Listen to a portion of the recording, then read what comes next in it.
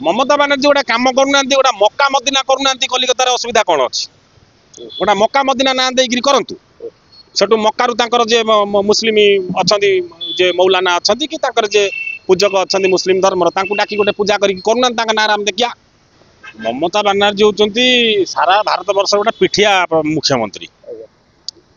ममता बानर्जी जगन्नाथ को बहुत बड़ भक्त और जगन्नाथ पाखे जड़े बाबा भी अच्छा कहीं जगन्नाथ जी बाड़ग्राही जी अच्छा रामकृष्ण दास महापात्र जी अच्छा से कहले ममता बानर्जी होती मोर शिष्य ता माने से होती बाबा जगन्नाथ को बाबा पूजा कर कथा ही मन रखु। जगन्नाथ बड़ भक्त हेल्ले किए ना ममता बानर्जी होती क्या शिष्य ना रामकृष्ण दास महापात्र शिष्य सी से धाम लगेदेले भल कथा। ममता बानर्जी को गोटाए प्रश्न आपण जदि जगन्नाथ धाम से करदे जो मुसलमान कथा कहते मुर्शिदाबाद कथा नहीं यूसुफ पठाण चिठी लिखि सारे 20,000 मुस्लिम लोक ओडिशा रे माने कोडी फेरी वाला काम करुँच कौन काम कर घोड़ा जाऊँगी प्रोब्लेम होली।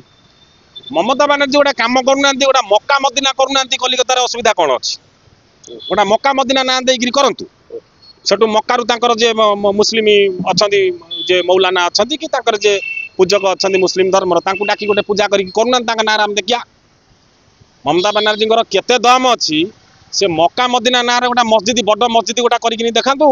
आम जानू ममता बानर्जी गोटा निरपेक्ष लोक से जगन्नाथ को भारी भक्त भल पाती सबू धर्मर लोक को भल पाती आम से जानू किंतु से जिनस सी करें ना कहीं करें नहीं कला माने पछपटू पशिज किला संभाली पारे ममता बानर्जी ना सी कौन देखिले जे ओडिशा लोक होते निरीह लोक आ सबुठारु दलारी होती से रामकृष्ण बाबू जी अच्छा जे जगन्नाथ भक्त बाबा सी जमा बाड़ग्राही तो कहुनी सी बाबा बाबा शिष्य था तेणु तुम जगन्नाथ को पूजा कर तुम कौन बाबा हल तुम कौन शिष्य हेले कहीं अलग आउ कौ बाड़ग्राही अच्छा सी तो कहीं कहना मोर शिष्य अच्छा बोली सब भक्त कहुपर किए कौटी माने दर्शनार्थी कहुपर तेणु तुम बाबा कौन ठार तुम बाबा तुम मठ जगन्नाथ पुरी मंदिर कौन कर ये प्रश्न भी रामकृष्ण दास महापात्र को पचार आवश्यकता रही। द्वितीय कथा रोचे रामकृष्ण दास महापात्र जी कथा न कहते सरकारी दल लोक गुड़ा कथा कहते कहू दियो भूलटा सी कर तमें घोड़ाऊच कहीं पाउच कि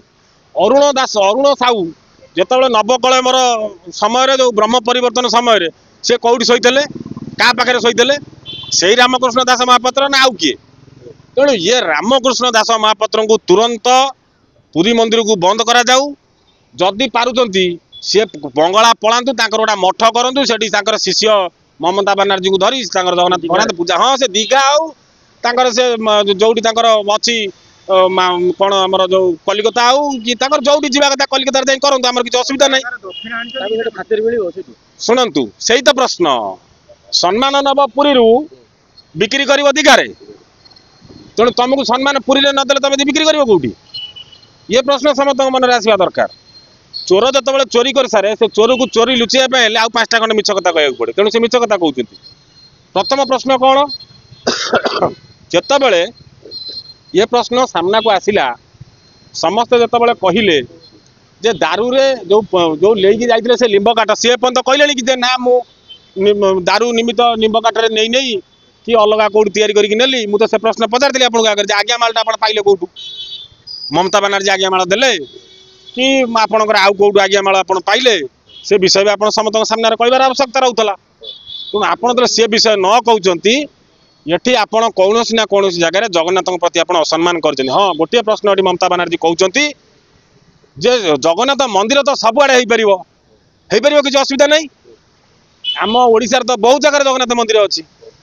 आमर तो जगन्नाथ बहुत जगह रथ यात्रा होची समुद्र कूल भी अच्छी तेणु आप जगन्नाथ आम धाम कौटी आप देखना तेणु जो प्रश्नटी बाजुची जाकि ममता बानर्जी मुहर तेणु जगन्नाथ धाम आउ द्वितीय धाम कौटी ना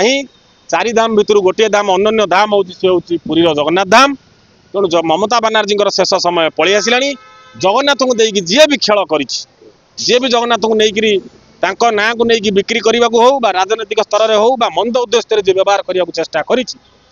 सी तली धरी ममता बानर्जी एथर तली तलांत धरवार समय आसी जाए आप अपेक्षा करूँ से समय बहुत